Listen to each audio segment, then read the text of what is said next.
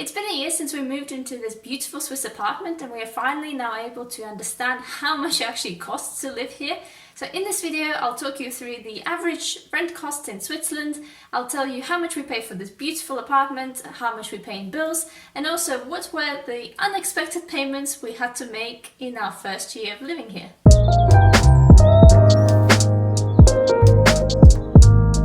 Hi everyone, welcome back to a Swiss adventure. Hope you're all well. My name is Erica and I make videos with advice for living in Switzerland and moving here, as well as I show you our different travels and explorations and adventures in this beautiful country. If you like this type of content, make sure you click that subscribe button so you never miss a new video, because I make them every Friday. I know that many of you who are watching these videos are probably thinking of moving to Switzerland, or you're about to move to Switzerland. You might be wondering how much it actually costs to live here. The big chunk of your expenses will be your accommodation, and that's why I wanted to show you how much it costs to rent an apartment like this, and also what bills you might expect to pay and how much those bills could be. And if you want to learn how to actually find an apartment in Switzerland or a house in Switzerland to rent, I have actually made a separate video about this before. I will link it somewhere here and also down below in the description box, so make sure you check that out. I'll start by describing our living situation, because obviously that will affect your rental costs quite a lot. We live in Neuchatel city, which is the capital of Neuchatel canton, which is located in the French-speaking region of Switzerland. Our apartment is 54 square meters. We have one living room with a kitchen, one bedroom and one bathroom. So in Swiss terms, this would be called a two-room apartment. We live about 10 to 15 minute walk from the city centre and about 2-minute walk from the lake, which means that our flat is quite well positioned, or at least I think it is, which means that maybe the rent here would be higher than somewhere further out in the city. But to compensate for that, we don't actually have a balcony, which means that that lowers the rent costs. If you're moving to Switzerland, what you need to know is that rental costs will vary depending which canton you live in. And it's actually quite interesting, because in the cantons where you have the best tax rate, you will have the highest rent costs, and it would go the other way around. In the cantons where you have the highest taxes, you'll pay the least for your rent.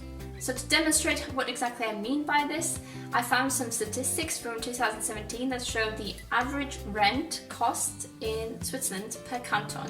So as you can see, in the canton of Zug, the average rent per month is 1,800 francs. And surprise, surprise, this canton is one of the best ones to live in terms of taxes. And if we look at Neuchatel canton, which is the one that we live in, it's actually the second cheapest to rent in, and the average rent is just under 1,000 francs a month. I forgot to say that the average rent across Switzerland is 1,329 francs.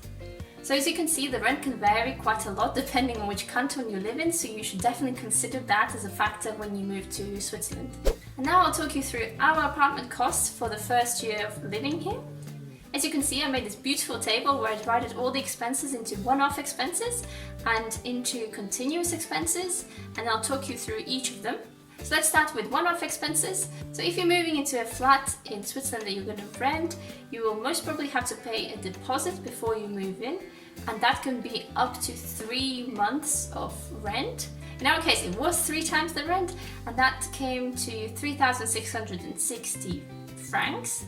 What you need to know is that for a deposit, you will need to open a special deposit account in a Swiss bank, and not all banks actually are able to open these accounts, and some of them take quite a few weeks to finalize setting up the account. What happened in our case was that we waited too long, and in the end we didn't have much time left to establish this deposit account, and we realized that there was only one bank that was doing it pretty much instantly, but actually they charged the 50 franc fee, hence why there's the 50 franc fee on the spreadsheet. I don't know if this fee is charged in all of the Swiss banks, but make sure you check that before you set one up. Also, before moving in, we had to pay some agency fees because we found this apartment through a letting agency, and also they charged us for putting our names on the postbox and on the doorbell, and all of that together was 140 francs. In order to furnish this apartment, we actually found pretty much all the furniture second-hand. I actually made a separate video about this, so make sure you check it out. And for all the furniture that we bought and the van that we hired to collect it, we paid 1,361 francs.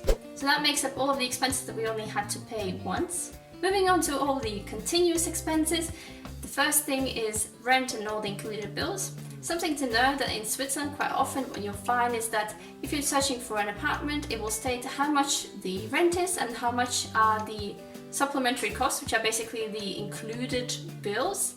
And with these bills you pay a fixed monthly fee, which will be sort of set as an average usage rate for this flat.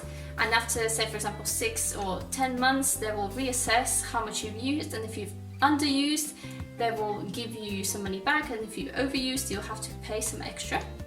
If you're wondering what will be actually included as bills in your included bills, you can always ask the letting agency or the landlord, or when you sign the contract there will be a full table that breaks down everything that is included. So for us, most of the bills are included except for things like electricity and the garbage tax. And in total for our rent for a year we paid 14,640 francs, which is 1,220 francs per month. And for our included bills we paid 1,440 francs in a year, which was 120 francs every month.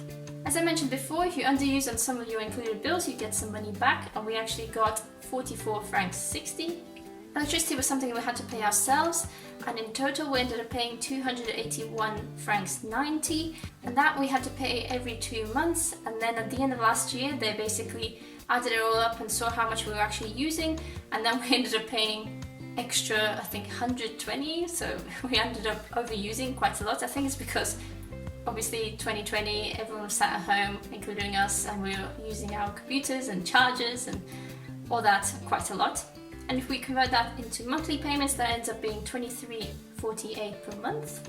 The next position is internet, and from what I've read, Swiss people spend about 58 francs per month on their internet, which I think is just crazy. So when we moved here, we found out how much the internet is. We thought, oh my god, we can't pay that much. We don't actually need to have some sort of super high speed broadband or anything like that. So we looked for alternative options and we actually found one. The internet provider we're using is called Salt, and what they do is they give you a SIM card and a router that is a mobile router like this one, and you put the SIM card into the router and you basically can take your internet anywhere you want with you, and this only costs 17.50 per month.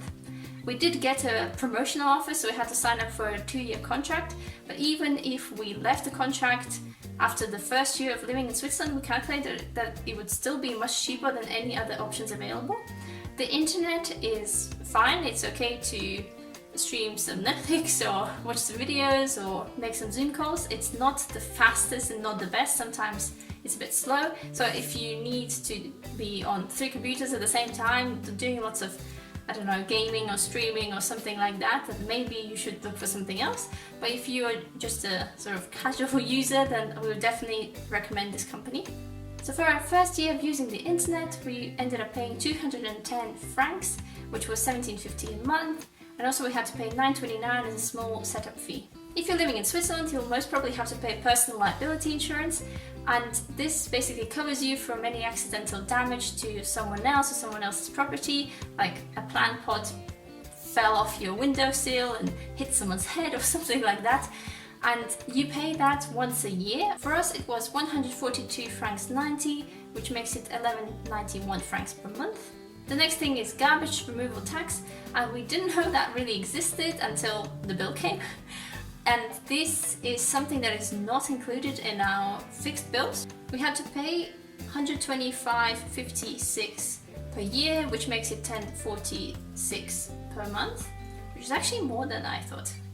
The next bill is something that we literally didn't know existed at all until the bill came. We were like, oh, wonderful. Turns out in Switzerland, if you are living in a flat or a house or you have a car, anything that could host a radio or TV playing device, you will have to pay a TV and radio license fee. and you'll have to pay it independently of whether you are actually using a TV or not, you have a TV or not, you just have to pay it. And that is 365 francs per year, which makes it 1 franc per day, which is actually quite a lot because it ends up being 30.42 francs per month. And the last position that I decided to include was the laundry cart. As I have mentioned in my previous videos, in Switzerland most of the time you're not going to have your own washing machine and your own dryer inside your flat. What you will have instead is you will have a laundry room in the building, and in order to use that, quite often you will need some sort of a card. Sometimes actually to use those machines it's free, but for our building you have to pay both for the washing machine and for the dryer. In total we spent about 90 francs per year, which makes it 7 francs 50 per month. And now that we know all the separate charges and bills, let's add it all up to find out how much it actually costs to live in an apartment like this in Neuchatel, by the lake, close to town, 54 square meters and 1 bedroom. So as you can see, all the rent and all the bills come to 17,260 per year, which makes it 1,438 per month, of which 14,640 is rent and 2,620 is all the bills and all the reoccurring expenses. If we add all the one-off expenses, that was 5,211. Bear in mind that part of it is deposit that we'll hopefully get back, and also another part of it is furniture that we will hopefully be able to sell on. But if we add all the money that we put into this apartment last year, that ends up being 22,471 francs.